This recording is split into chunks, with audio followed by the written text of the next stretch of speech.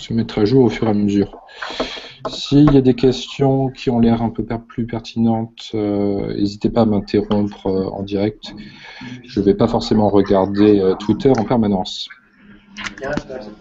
D'accord? Ça marche. Ok. Bon, alors, partager. On va partager ça. Tu m'entends encore? Oui, oui, je t'entends toujours. Ben, pose une question pour voir. Donc là, Demande si tu veux. Attends, je vais demander à quelqu'un pour voir si tu l'entends aussi. Vas-y. Bah, pose un truc, je sais pas, moi, tu m'entends? Tu m'entends? Est-ce que tu as entendu la personne derrière? Oui, ou pas? j'entends. Ok, ça va. On va parler un petit peu fort, mais ça sera très bien. On répétera la question s'il faut, ça va? Il n'y a pas de souci. Ok. Est-ce que vous voyez la présentation pour l'instant? Dites si c'est bon. Là, on voit ton... On voit l'écran, ouais. Normalement, il y a moyen d'avoir la vidéo plus la présentation. Ouais, il y a moyen d'avoir la vidéo plus la présentation, normalement. Mais il faut pas mettre partage d'écran, il faut mettre présentation. Il faut pas mettre partage d'écran, il faut mettre présentation. Ouais, il y a un outil D'accord. dans Drive, le dernier. Ouais. Le dernier. Tac. Voilà. On peut se télécharger les choses. J'ai mis. Hop.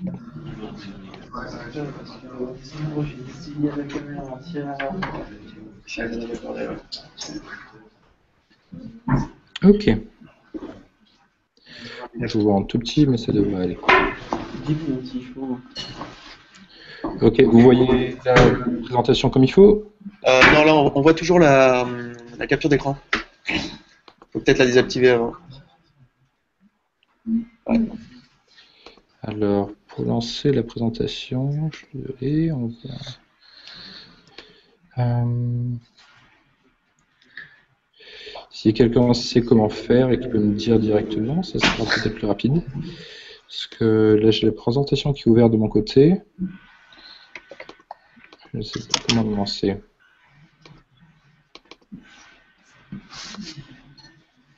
Bon.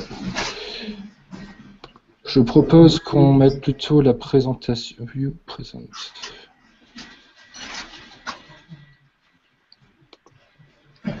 Bienvenue du direct. Ouais, ça va, c'est bon.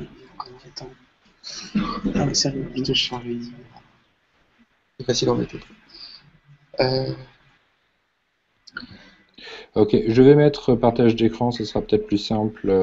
Ma tête ne sera pas forcément le plus pertinent, le plus intéressant dans la présentation.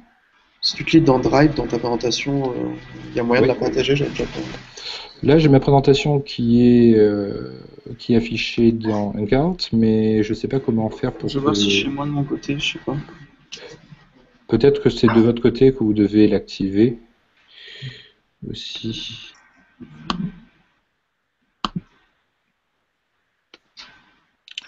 Sinon, c'est pas grave, on va commencer.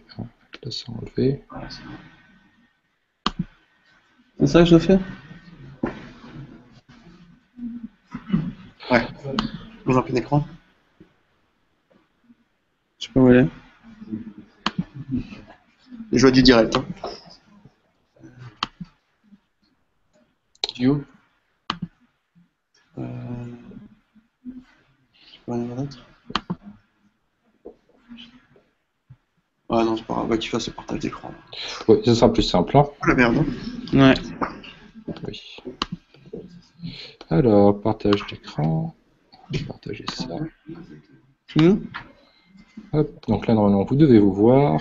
Et là, vous devez voir la présentation en grand. C'est bon? C'est bon, vous voyez la présentation? Là, on te voit. Enfin, on te voit même plus. D'accord. On va faire. Ah, là, on voit ton écran. C'est bon, on voit l'écran. Je vais partager tout le bureau, ce sera plus simple. Hop. Ok, là, normalement, vous devez voir la présentation. Ouais, c'est bon. Ok, super. Bon, on va commencer. Alors, désolé pour le petit retard. Donc aujourd'hui, je vais vous présenter ce qu'est l'intégration continue. C'est un terme qui est vachement à la mode maintenant dans les entreprises et dans le monde de l'open source. Ça commence à se développer de plus en plus. Ça existe depuis bien longtemps, mais maintenant les ressources en général permettent d'en faire un peu plus. Donc je vais vous en parler. Je trouve que dans les écoles, on n'aborde pas forcément beaucoup ce genre de sujet, donc je me suis dit que c'était très intéressant de vous présenter ce genre de choses. Donc, moi, qui suis-je? Alors, Florent Castelli, 28 ans. Je travaille depuis 2 ans et demi à Spotify, Stockholm. Pour ceux qui ne connaissent pas encore Spotify, c'est le même type de service que propose Deezer. Donc de la musique en ligne est disponible, des recommandations, ce genre de choses. J'ai commencé par travailler pendant 1 an dans l'équipe de DevTools, donc l'équipe qui s'occupe de gérer tous les outils de développement proposés aux développeurs et les différents services proposés aux développeurs pour les assister. Et ensuite, après 1 an, je suis devenu Build Engineer, donc ingénieur de build, qui gère tout ce qui est outils, amélioration du système de build pour la bibliothèque native et multiplateforme utilisée par Spotify. Nous avons du code natif qui est partagé par tous les clients. Ce code fonctionne à la fois sur le client PC, Mac, Linux, aussi sur Android, sur iPhone et sur de nombreux appareils embarqués comme des receveurs ou des choses comme ça, des équipements Wi-Fi. Donc, beaucoup de code, beaucoup de choses à faire avec tout ça et beaucoup d'améliorations. Donc, moi, ce qui me dérange surtout, c'est les outils qui sont inadaptés, qui sont lents et qui ne correspondent pas vraiment aux besoins. Donc, j'essaye toujours de les améliorer et de faire en sorte qu'on bénéficie et qu'on travaille avec les outils qui soient le plus adaptés vraiment à notre travail. Donc, le problème qu'on cherche à résoudre, c'est, à votre avis, qu'est-ce qu'on obtient quand on a un nombre de développeurs très important, qu'on a aussi des développeurs très actifs, beaucoup de configurations cibles, ça peut être par exemple beaucoup de systèmes ciblés Windows, Mac, Linux, Android, iPhone, ça peut être l'idée de l'embarquer, beaucoup de configurations, des compilateurs très différents, donc quelque chose d'assez complexe. On peut avoir donc du code complexe parce qu'on a... Spotify est un service avec beaucoup de composantes, donc le code est assez important. Et aucun processus de vérification. Pas qu'on n'en ait pas à Spotify, mais imaginez si on n'en avait aucun. À ce moment-là, en général, ce qui arrivera le plus souvent, c'est qu'on ait des conflits et des régressions à chaque changement. Un développeur fait un changement, il va casser une fonctionnalité, et puis il va rentrer en conflit avec un autre développeur qui va faire un autre changement et qui ne vont pas marcher ensemble.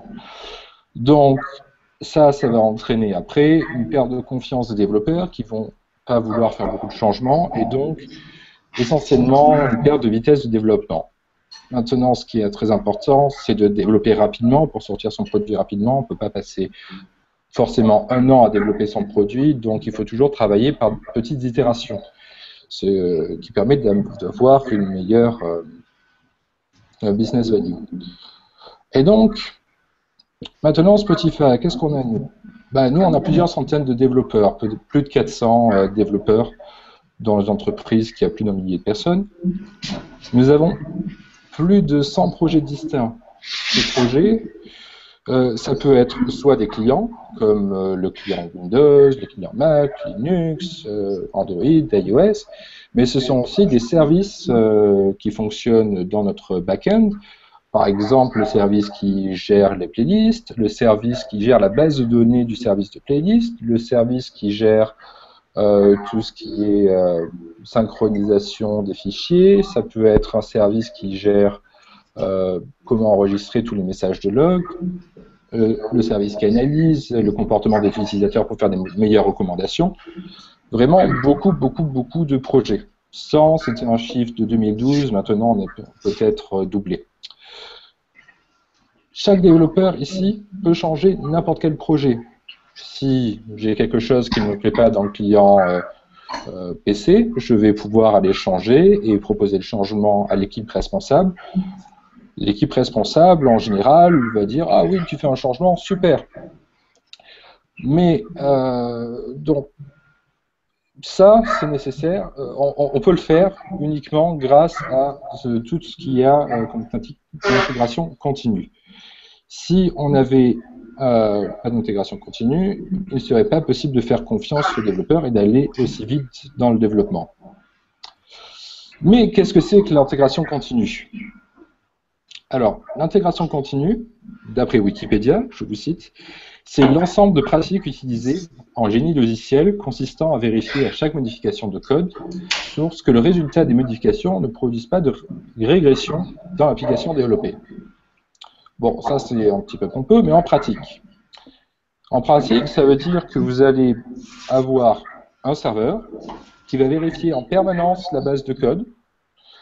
Dès qu'il va y avoir un changement, il va compiler le code, si c'est un code compilable natif. Il va ensuite lancer des tests et d'autres types de vérifications. Si tout réussit, il va produire une nouvelle version et la mettre à disposition. Et ensuite, en cas d'échec, avertir les équipes, vous avez fait un changement et ça a cassé, par exemple, la version iPhone. Par exemple, qui utilise un différent compilateur avec les différentes options. Donc, les choses peuvent casser de plein de façons différentes. Donc, c'est pour ça qu'il est important de vérifier, d'avoir beaucoup de tests. Donc, si vous avez suivi, j'ai mis en gras quelques mots, donc serveur, base de code, chaque changement, compiler, des tests et des vérifications et produire une nouvelle version. Donc, on va voir un petit peu tout ça. Donc, si je vous ai parlé de base de code, il faut avoir une base de code unique. Chacun ne travaille pas avec une copie des fichiers sur son ordinateur et garde ses fichiers séparés. Il faut qu'il y ait un endroit central dans lequel on enregistre tout le code. Ensuite, il faut que chaque développeur travaille sur une base de code qui est mise à jour quotidiennement, ou plus. Ça veut dire se mettre à jour pour minimiser les conflits. Si vous faites une intégration des derniers changements une fois par semaine, une fois par mois, vous allez avoir beaucoup de conflits potentiellement, ça va poser problème. Donc, il faut faire des mises à jour tout le temps. Ensuite, il faut avoir une suite de tests. On ne peut pas tester sans test. Donc, c'est très important. Je pense que vous avez déjà eu des présentations sur tout ce qui est testing, donc je ne vais pas trop développer ça. Mais une suite de tests, toujours très important. Et puis après, avoir un serveur. Bon, ça c'est un problème hardware, c'est pas forcément le plus compliqué. Donc, base de code unique. Donc, il y a beaucoup de possibilités. Pour avoir une base de code unique, on parle essentiellement de Source Control Manager, SCM. Ça peut être plusieurs services différents, donc il y a plusieurs alternatives modernes qui existent. J'espère que vous en avez entendu parler. Donc, vous allez avoir Subversion, SVN, vous allez avoir Git, vous allez avoir Perforce, et puis d'autres que je qualifie de démodées, qui ne sont plus en développement ou qui sont trop vieilles, comme CVS, Bazaar ou Mercurial. Bazaar et Mercurial sont relativement récentes, mais elles ne sont plus activement développées et préférable en général d'utiliser celle dans la première liste. Ou bien, sinon, vous travaillez sur Windows dans une entreprise utilement Microsoft, et à ce moment-là, vous allez travailler sur Team Foundation Server, TFS.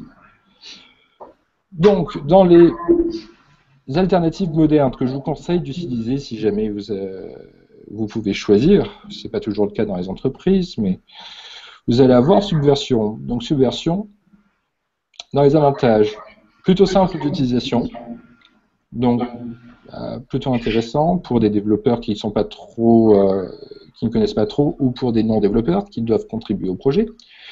Tout le stockage des fichiers, peut être soit de fichiers texte ou binaires, sans trop de problèmes. On peut avoir des binaires assez facilement. Donc, par exemple, si vous travaillez sur un jeu, les graphistes peuvent aller mettre leurs images dans la base Subversion, et puis ça ne posera pas trop de problèmes.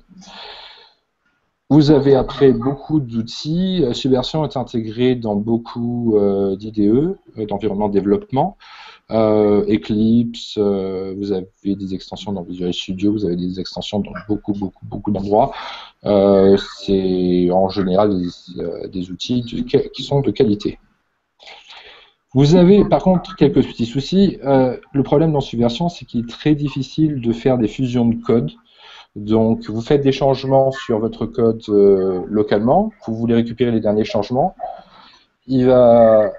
Subversion va avoir un peu plus de difficultés à faire des fusions en cas de modification dans les mêmes endroits dans le fichier. Donc il ne saura pas forcément comment s'en sortir.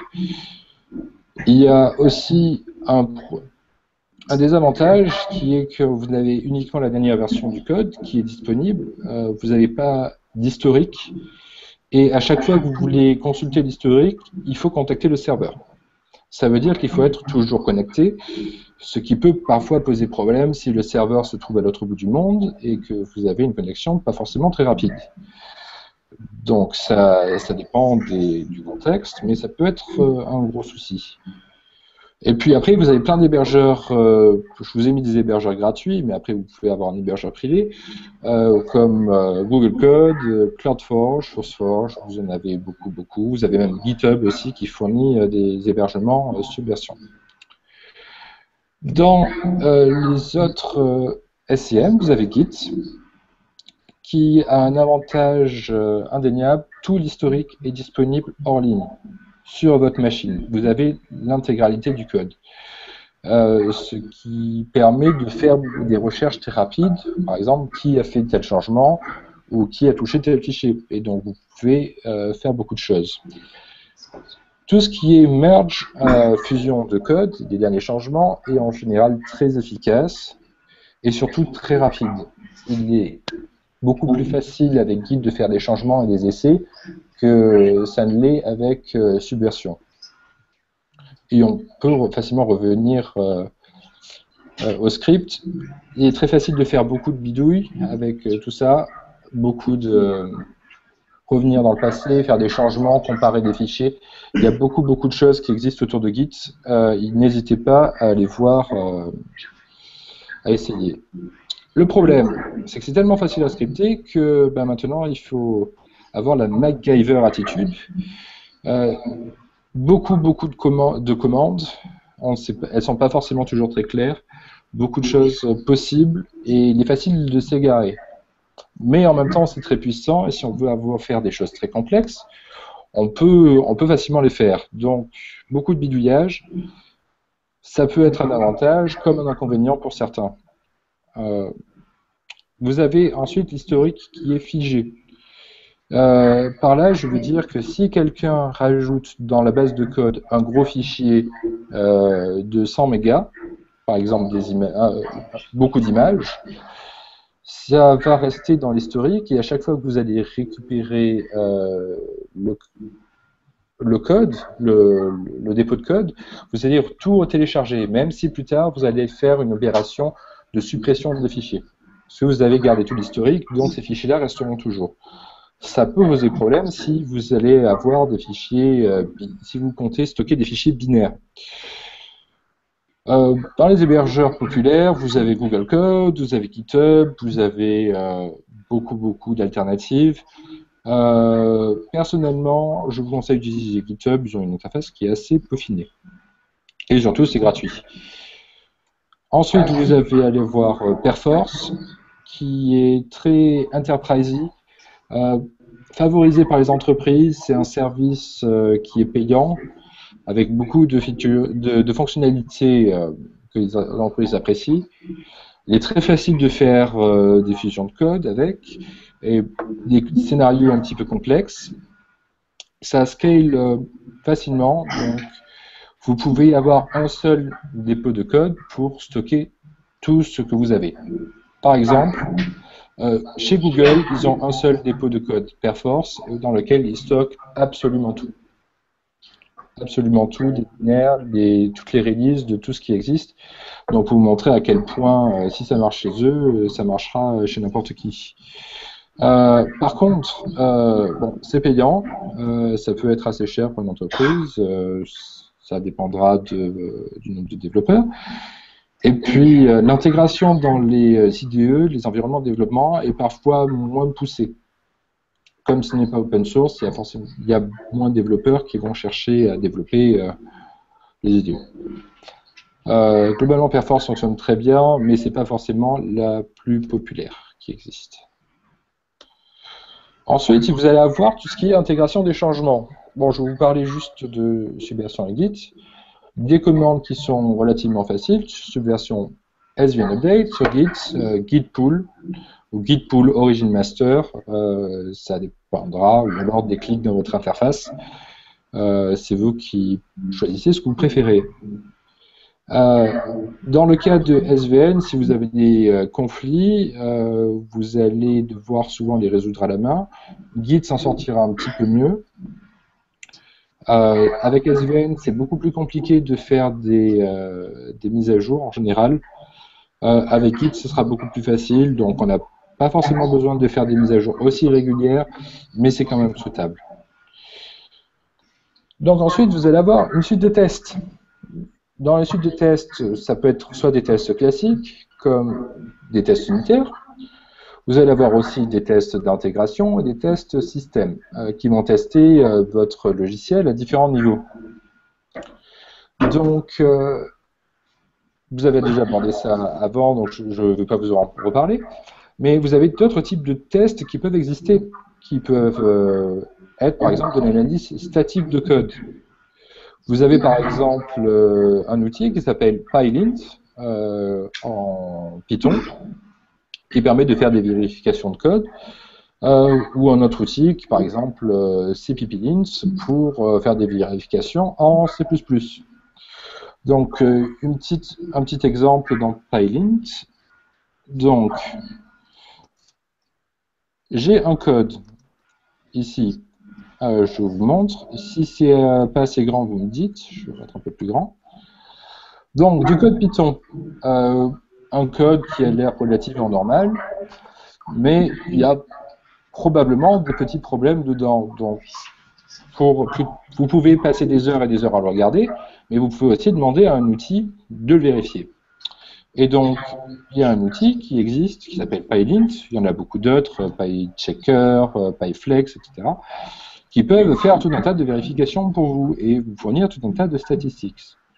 Donc, à partir de mon code Python, j'appelle PyLint et je vais obtenir beaucoup de sorties.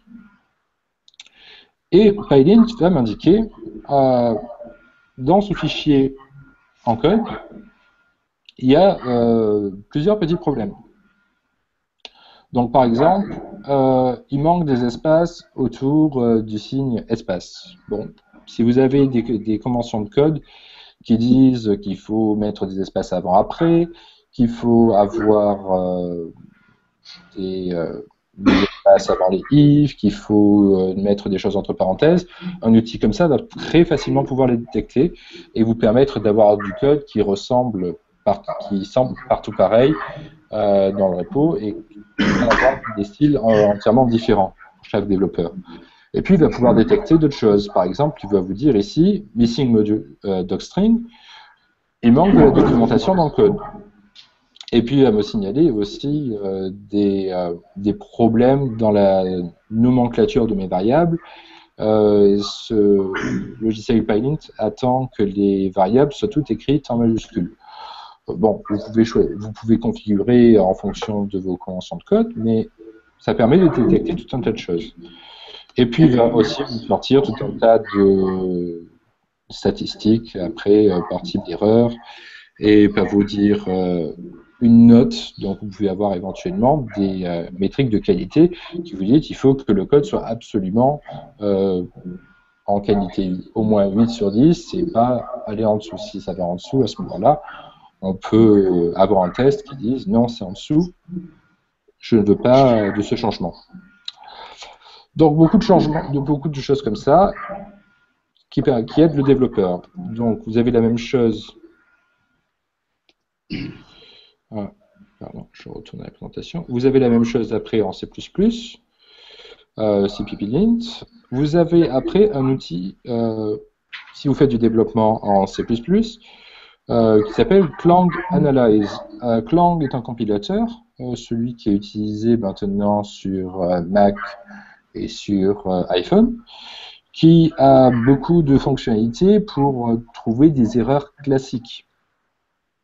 Donc dans les erreurs classiques, je vous ai présenté... alors, est-ce que vous arrivez à voir? Non. Non, vous n'arrivez pas à voir, évidemment. Je vais mettre un peu plus grand, si je trouve font et color. Tac, et on va mettre plus grand. Trop grand. Voilà, ça ira. Donc, vous avez un code ici, C++.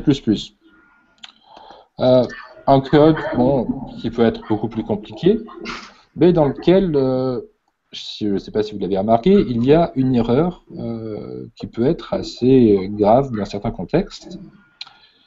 Ici, on crée dynamiquement un nouveau tableau de char d'une certaine taille qu'on stocke dans foo.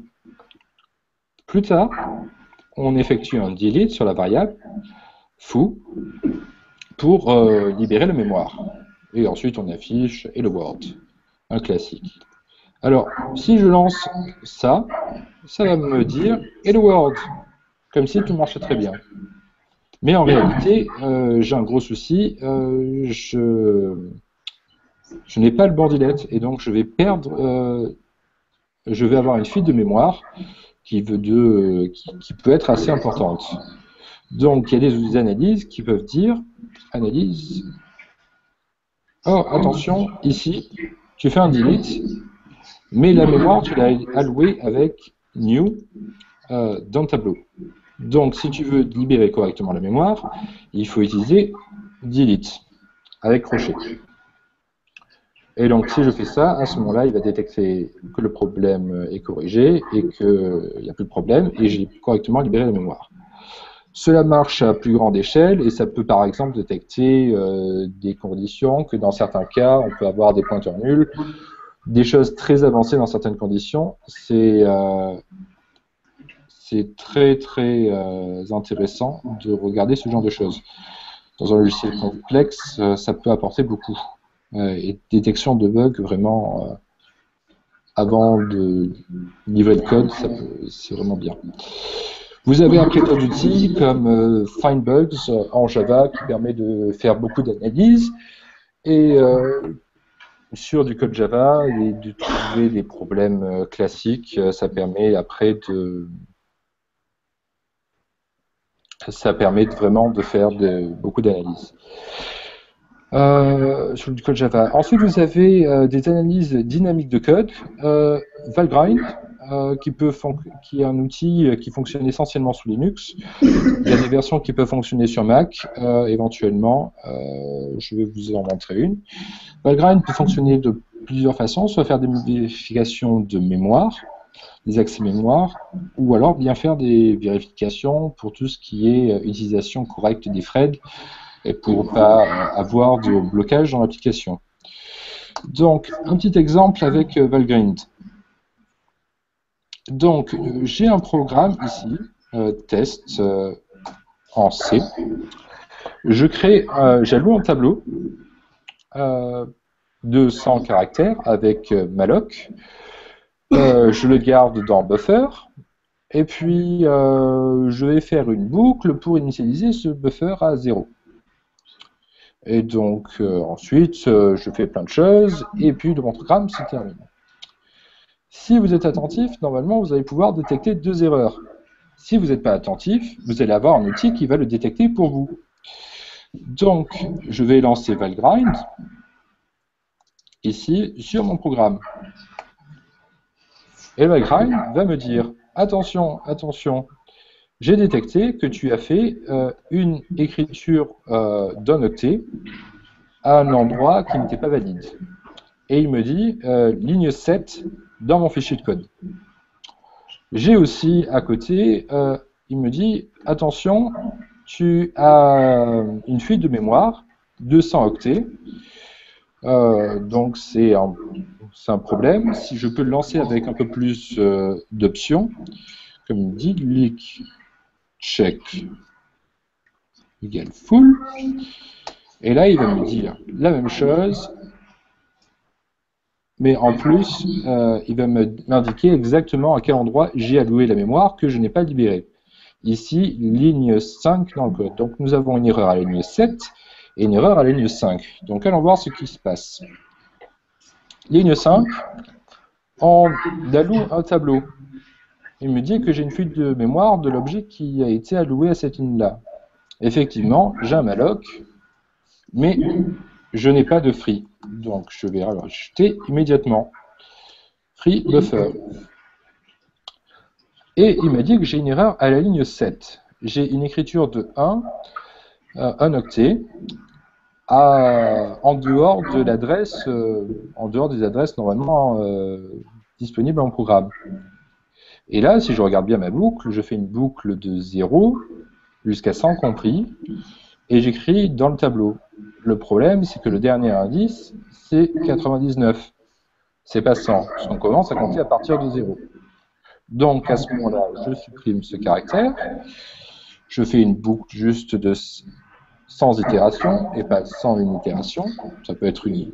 Et ensuite, je peux recompiler mon programme, test.c, -o test, avec les options de débugage, et relancer Valgrind dessus. Et cette fois-ci, Valgrind va me dire, non, pas de souci, tu n'as pas perdu d'octet et tu n'as pas d'avertissement. Donc, Valgrind, comme ça, peut aider à faire beaucoup de détection automatique dans vos tests pour savoir si vous avez des fuites de mémoire ou si vous avez d'autres problèmes. Donc, je retourne. Présentation. Donc voilà. Donc, Valgrind, ça peut être un outil qui peut faire beaucoup d'analyses. Donc, en utilisant tous ces outils-là, vous pouvez réaliser beaucoup de tests qui vont permettre de valider si les changements sont valides ou pas. Après ça, vous allez avoir besoin d'un serveur d'intégration continue. Donc, il existe beaucoup de solutions. Une solution en Java, open source, qui s'appelle Jenkins, qui est gratuite, qui est très populaire, qui dispose de beaucoup de plugins pour faire beaucoup de choses.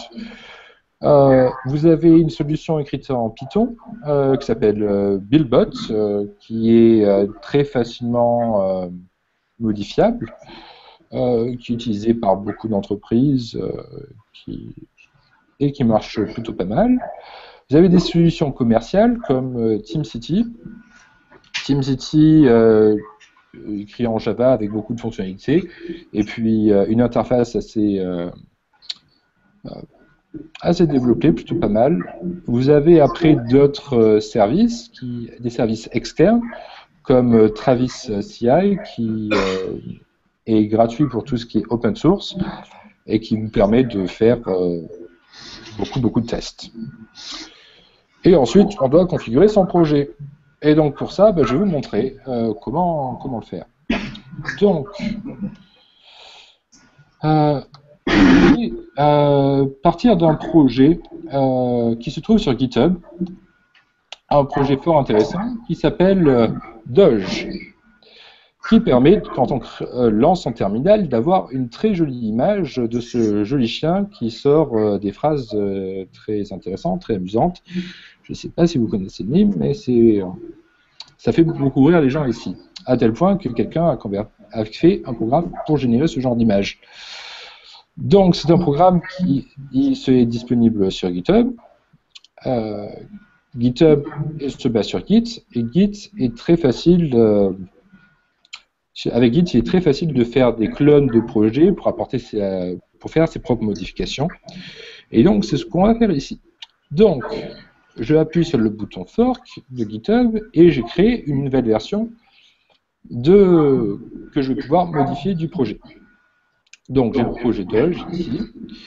Je vais maintenant avoir dans un serveur ici, donc j'ai une instance de TeamCity qui fonctionne, que j'ai déjà installée, et je vais créer un nouveau projet. Donc je l'appelle Doge, je mets créer, je dis que je vais avoir une configuration build plus tard, je vais le faire plus tard. Donc Doge, lui, se base sur donc VCS, donc sur Git, et pour récupérer le code source, on part du code source ici, ce que nous donne indique GitHub, on dit hop, tu récupères le code source d'ici, et tu vérifies les changements sur master. On teste la connexion, il me dit que ça marche, très bien. Ensuite, il va falloir que je fasse des choses avec Doge. Donc, qu'est-ce que je peux faire comme vérification dans Doge?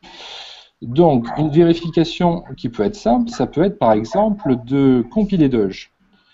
Donc, je vais récupérer le code source sur ma machine et je vais voir comment ça marche.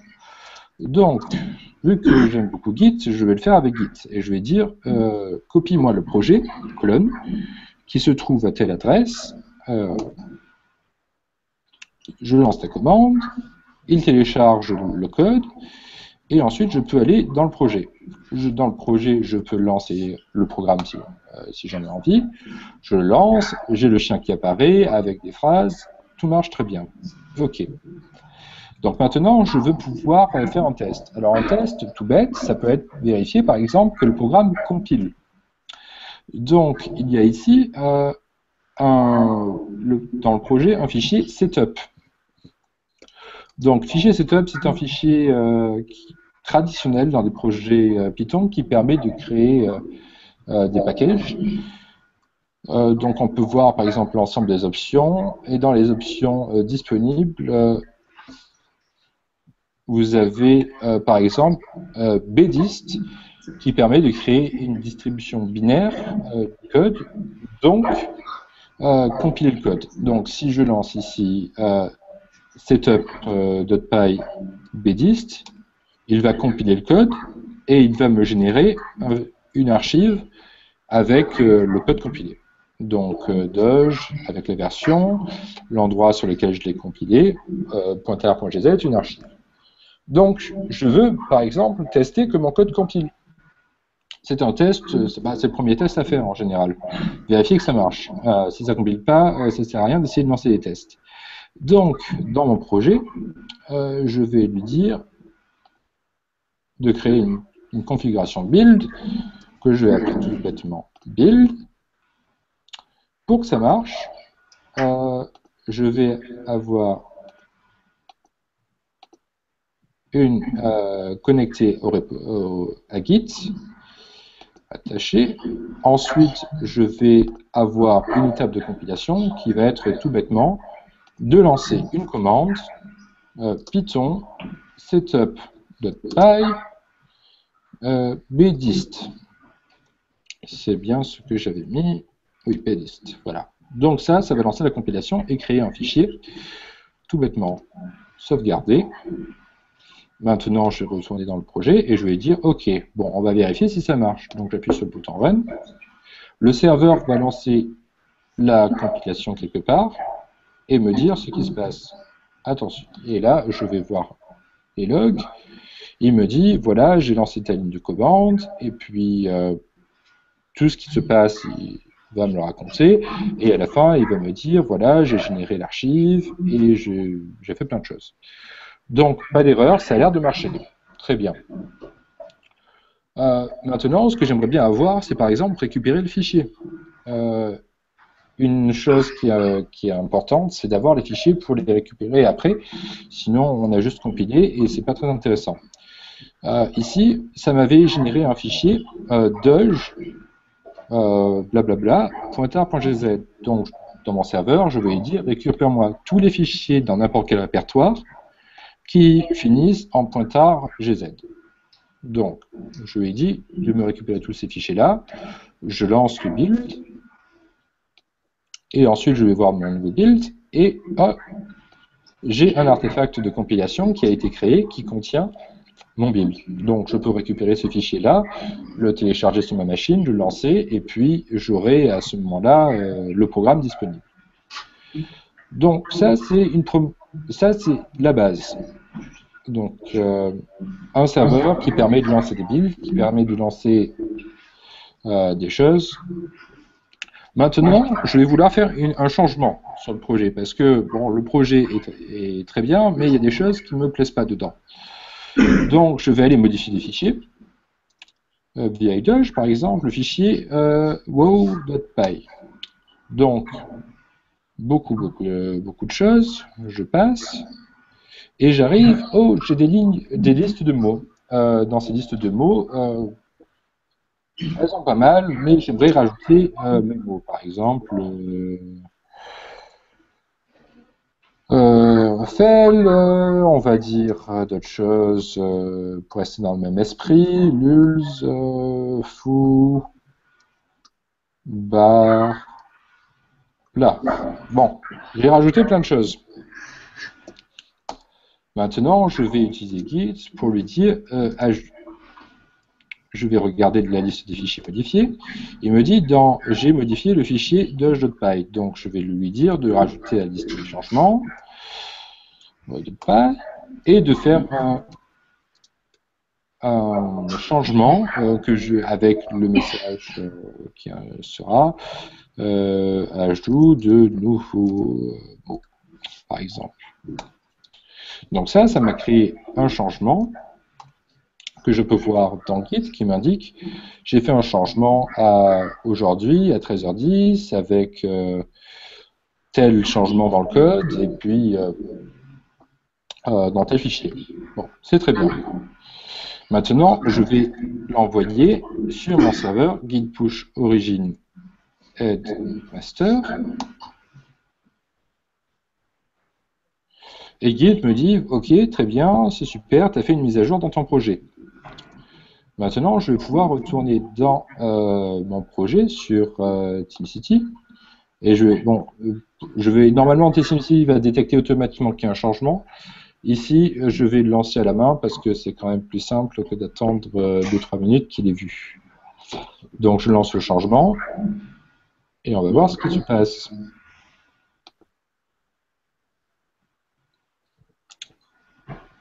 Et donc, ici, il a réussi à faire une compilation. Et puis, je vais voir les artefacts. Et donc, j'ai tous les fichiers qui ont été modifiés, tels que je l'avais demandé. Donc, ça correspond à peu près à ce que j'avais voulu. Si maintenant...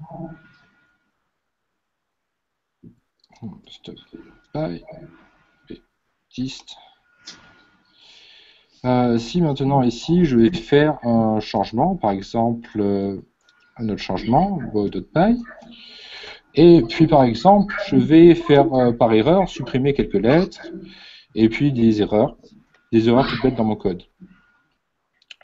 À ce moment-là, je vais faire un changement pareil de .py, git commit, m, vos changements, et puis je vais les envoyer pareil sur le serveur. Je suis très confiant dans mon développement, je teste, et j'ai même pas testé localement. Et puis ici, je vais retourner dans mon test, et puis je vais dire de construire le code. Vu que l'opération ici a été de compiler le code, je vais avoir ici par exemple dans le retour, attention ici, tu as des erreurs de syntaxe, et puis il va m'indiquer les endroits de ce qui se passe, il ne comprend pas ce qui se passe. Donc ça va m'avertir et me dire que voilà, il faut des changements et qu'il faut que je les revoie. Donc, par exemple, ici, il fallait plutôt mettre import et ici from. Et donc après, je vais pouvoir faire une modification et l'envoyer à nouveau. Donc, ça va permettre de faire pas mal de vérifications. Donc voilà. Donc, pour faire configurer tout ça, c'est relativement facile. Vous lui dites juste les commandes à lancer, comment lancer les tests, et puis ça fait beaucoup de choses tout seul. Vous n'avez pas forcément besoin de beaucoup faire. Donc, c'est la base. Ça reste facile à faire, et puis il ne faut pas passer à côté. Ça sauve beaucoup de temps. J'ai pas fait mes tests, mais lui, il a détecté que mon code ne compilait pas. Donc, si ça ne compile pas là, ça peut, dans d'autres projets très compliqués, avoir un changement qui fonctionne sur votre machine, un changement qui fonctionne par exemple sous Windows, mais qui va planter sous Mac, ou qui va planter sur iPhone, ou sur une version très obscure. Donc, c'est pour ça qu'il est très important de faire beaucoup de vérifications de son code. Donc, pour avoir une intégration continue réussie, vous allez avoir besoin d'une compilation automatisée. Ça veut dire que normalement, pour compiler ce code, il faut avoir la liste des instructions, des choses à lancer pour que ça compile. Il ne faut pas dire je clique là dans l'interface, je copie ce fichier à tel endroit, je change tel paramètre et ensuite ça devrait marcher. Il faut que le code qui soit disponible soit toujours correct. Il faut avoir aussi une liste des dépendances bien définie. Ici, dans mon projet, j'ai utilisé Python. Donc, ce que je peux indiquer dans mon projet, c'est que pour lancer cette configuration qui compile le code, j'ai besoin de Python. Donc, à ce moment-là, ça sera lancé uniquement que sur des machines qui auront Python installé. Si on ne veut pas faire ça, on peut aussi installer les dépendances automatiquement. Sous Linux, c'est par exemple, c'est très facile. Si vous travaillez sur Debian, apt-get install Python. Si vous travaillez sur Fedora, ça peut être RPM -q RPM pour installer un autre paquet Python ou d'autres choses. Ou alors lancer un programme d'installation sous Windows. C'est très important d'avoir une compilation rapide. Si vous avez une compilation qui prend 3 heures, en général, les développeurs ne vont jamais attendre. Donc, ce n'est pas forcément très intéressant. Et surtout, avoir beaucoup de tests et de vérifications. Et à la fin, générer un package qui contient la version finale de notre programme, qu'on peut après distribuer aux clients ou réutiliser au sein de l'entreprise. Mais on peut aller encore plus loin. On peut faire de la revue de code, donc demander à ses collègues de vérifier que le code, le changement est bon. Ça peut être des changements de style ou des changements qui ne sont pas forcément alignés avec ce que l'entreprise veut faire. Ça peut être des vérifications automatiques avant l'intégration.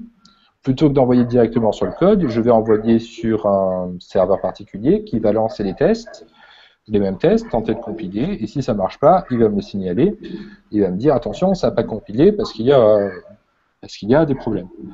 Donc, en exemple, j'ai pris un projet au hasard sur Internet, un projet qui s'appelle PPSSPP, c'est pas forcément très important, auquel des gens ont proposé des changements.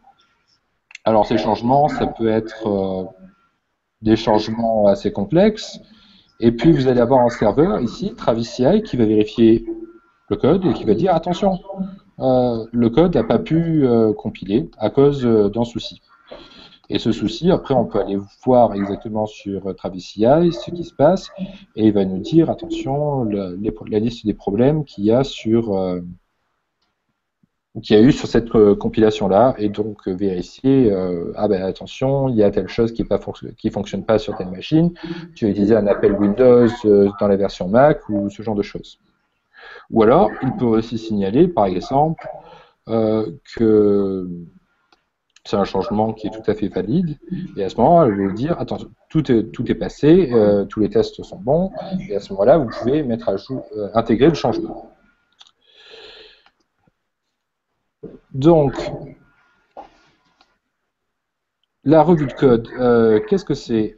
C'est demander à ses collègues de vérifier. Donc, on va dire au collègue, là, j'ai fait un changement là, est-ce que c'est un bon changement? Ça peut être fait de plein de façons différentes, soit par email. C'est la façon dont Linux fonctionnait au début. Les gens s'échangeaient des emails, et puis avec des fichiers de patch, les intégraient à la main, et puis c'était le bordel, parce qu'il y avait des pages qui étaient oubliées, et beaucoup de soucis, et puis les emails, c'est pas forcément une méthode très rapide pour travailler.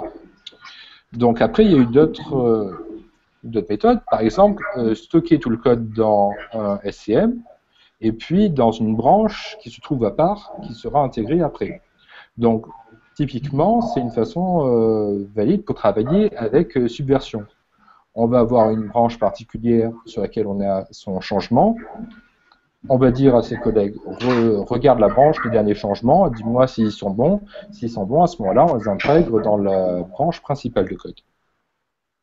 Ce qui pose des problèmes, c'est fait à la main. Ou alors, on peut utiliser des patchs ou des branches séparées qui sont fusionnées par un outil de façon automatique. Donc, par exemple, les pull requests sur GitHub. Comme je vous ai montré, quelqu'un a proposé un changement. Je vais retourner, un changement de code qui correspond à un seul commit avec quelques changements dans le code.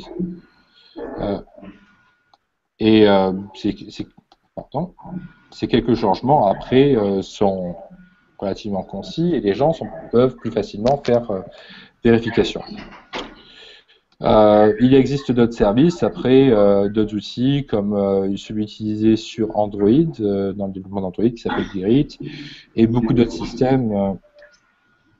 Le GitHub étant le plus populaire en ce moment, plus facile d'utilisation. Vous avez après possibilité d'utiliser des vérifications automatiques avant l'intégration. Donc quand vous envoyez votre code en revue, par exemple sur le serveur central, le serveur d'intégration continue va faire des vérifications, la computation, lancer les tests, vérifier plein de choses. Et ça permet de faire d'éviter les erreurs manuelles. Donc, si les tests ne passent pas, par exemple, ça va éviter d'avoir les collègues qui regardent le code et de perdre leur temps avec. Donc voilà. Après, vous pouvez avoir aussi ce qui s'appelle du déploiement continu.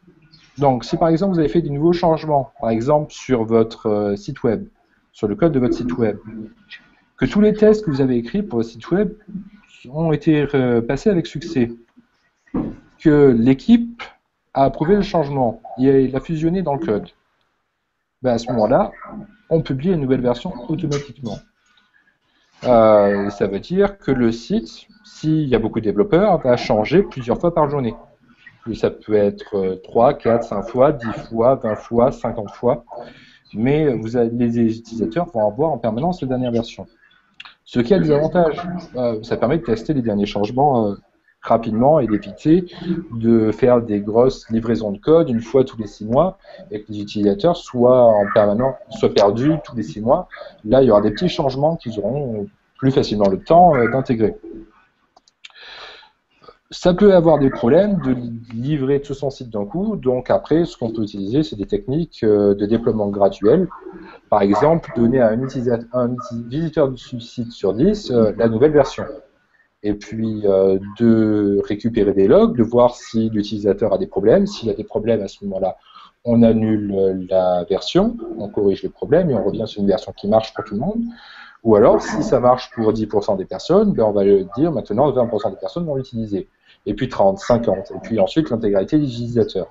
Ça permet d'éviter des problèmes, d'avoir par exemple une requête en base de données très gourmande. Ça n'impacte pas beaucoup de personnes s'il y a 10% de utilisateurs, mais ça permet de détecter la surcharge de travail dans la base de données et de corriger la fin. On peut avoir aussi après beaucoup de métriques, de code, qui dérivent de l'intégration continue. Ça peut être la couverture du code par les tests, vérifier que le code, que tous les tests passent sur tout le code qui existe. Donc des outils pour ça, un outil populaire qui s'appelle Elcov, ici qui est lancé sur un serveur, alors je vais mettre un peu plus gros, un serveur de DNS très populaire et qui va me dire, bon par exemple dans tel répertoire, on n'a aucun test qui vérifie le code. Dans ce répertoire ici, Resolver, on va avoir tout le code qui est vérifié. Ici, on va avoir 2/3 du code qui est vérifié. Donc, c'est des choses qui sont très importantes pour vérifier que on a des tests qui sont valides. Et éventuellement, de vérifier qu'il manque des tests à écrire. Et donc, après on peut avoir d'autres choses. On peut avoir le nombre de lignes de code, le nombre de lignes de documentation. On peut calculer un ratio. Par exemple, on doit avoir 10% des lignes qui sont de la documentation pour éviter d'avoir trop de code non documenté. On peut être très inventif, on peut inventer plein de choses. On peut avoir aussi mesuré le temps qui est écoulé lors des tests. Si on réalise des tests système qui sont réalisés contre l'environnement de production, vérifier que tout fonctionne assez rapidement et qu'il n'y ait pas de gros ralentissements dans l'application. Mais après, on peut effectuer beaucoup d'autres métriques sur, par exemple, tout ce qui est travail d'équipe. Par exemple, quel est le temps moyen pour effectuer une revue de code. Si les développeurs mettent 1 semaine pour valider un changement que vous leur avez envoyé, ça ne va pas être très rapide. Et à ce moment-là, le travail dans l'entreprise va être plutôt ralenti. Donc, il est intéressant de mesurer ce genre de choses. C'est intéressant de vérifier aussi la période d'activité de l'équipe, avec toutes les temps dans lesquels les changements sont envoyés, quand les changements sont intégrés. Vous pourrez voir, par exemple, si vous avez un cycle de développement de 3 semaines, est-ce que les gens envoient tout dans les 2 derniers jours ou est-ce qu'ils les envoient au fur et à mesure? Donc ça permet éventuellement de faire des changements. Donc voilà, je suis arrivé au bout de 50 minutes maintenant. Donc je vais revoir les questions que vous m'avez envoyées sur Twitter et ensuite si vous avez des questions dans la salle que vous n'avez pas envoyées, n'hésitez pas. Alors, je vois qu'on demande qu'est-ce qu'on utilise à Spotify. À Spotify, on utilise Git. On aime beaucoup Git. Git is the best. On utilisait SVN avant. On a migré sur Git et on ne le regrette pas. C'est beaucoup, beaucoup plus pratique. Donc oui. Ensuite, on nous dit que c'est pas une bonne idée de montrer aux étudiants à pousser du code non testé. Justement, le truc dans l'intégration continue, c'est qu'il faut écrire beaucoup de tests et que si on ne teste pas forcément localement, le serveur va faire des vérifications pour vous. Si on travaille sur 10 plateformes différentes, c'est un peu contraignant de demander à un utilisateur de compiler le code pour les 10 plateformes. Donc de rebooter sur Windows pour compiler, ensuite sous Mac, ensuite de lancer sous Linux et de passer sur différentes versions, ça devient très compliqué et ça devient pas une perte de temps, mais ça devient des complications. Si on a l'infrastructure nécessaire, avec un serveur avec beaucoup de machines connectées sous Windows, Mac, Linux, à ce moment-là, tous les tests peuvent être lancés en parallèle et ça permet de faire beaucoup de tests. Après, c'est un test très simplifié sur un projet très simple. C'est pas forcément le meilleur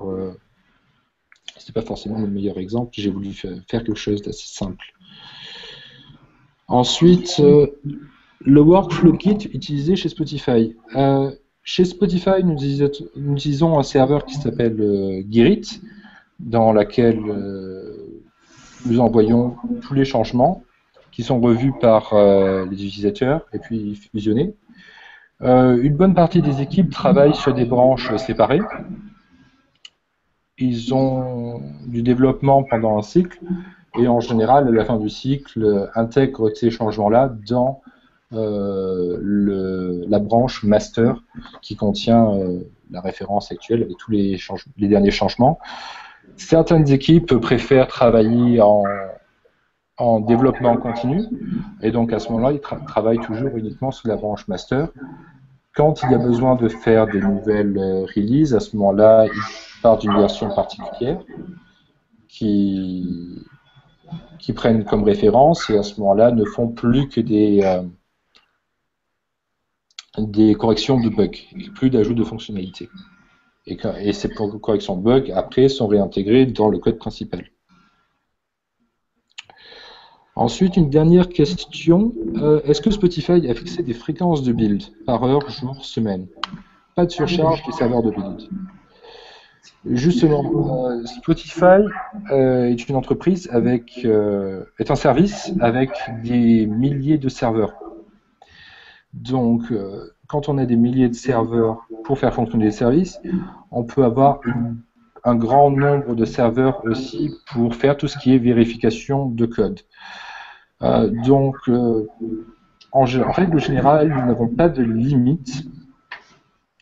Nous n'avons pas de limite dans tout ce qui est vérification, en fait. Et les développeurs peuvent envoyer autant de code à vérifier qu'ils veulent. Ça ne pose pas le problème. S'il y a la file d'attente devient trop longue, à ce moment-là, de nouveaux serveurs sont rajoutés automatiquement pour permettre d'écouler de la file d'attente rapidement. Et enfin, je vois une dernière question de Pierre. Quel est le lien entre serveur de build et serveur d'intégration continue? Les deux sont liés. On ne peut pas faire d'intégration continue sans serveur de build. Pour faire l'intégration continue, il faut faire de l'intégration, lancer des tests, faire des vérifications en permanence et toujours utiliser la dernière version du code. Donc sans serveur de build, c'est difficile voire même impossible de réaliser ça, surtout quand on travaille avec un code très complexe sur beaucoup de plateformes. Ça devient très compliqué pour les développeurs et donc c'est nécessaire. Voilà. Est-ce que vous avez d'autres questions? D'autres questions? Non? Ça? Ah. Oui. Et que font les développeurs pendant que ça build? Pendant que ça build, alors ici on a beaucoup de salles de jeu avec des consoles, des baby-foot, des flippers. Ils peuvent aller boire, ils peuvent aller des sodas, hein. Je ne parle pas d'alcool évidemment. Mais voilà, ou alors ils peuvent travailler sur d'autres fonctionnalités et puis éventuellement envoyer des nouveaux changements. Ça dépend des développeurs, entièrement. Ou alors certains peut-être jouent avec leur chaise à faire de l'escrime, je ne sais pas. Voilà. Voilà. Il y a d'autres questions sur l'intégration continue, sur les outils, sur Spotify éventuellement. N'hésitez pas, je suis là. Ça? Pas de questions? Ok. Non, pas de questions. Ok. Merci à toi. Voilà, j'espère que ça vous a plu, pas trop ennuyé, que vous allez vous lancer dans l'intégration continue. C'est très important de configurer ces outils et ça permet vraiment de détecter beaucoup d'erreurs pendant le développement. Et surtout, il y a beaucoup d'outils gratuits, donc même pour des projets scolaires, n'hésitez pas à l'utiliser. C'est toujours bien. Ok, merci beaucoup. Merci. Au revoir. Passez une bonne journée. Au revoir à tous. Salut. Salut.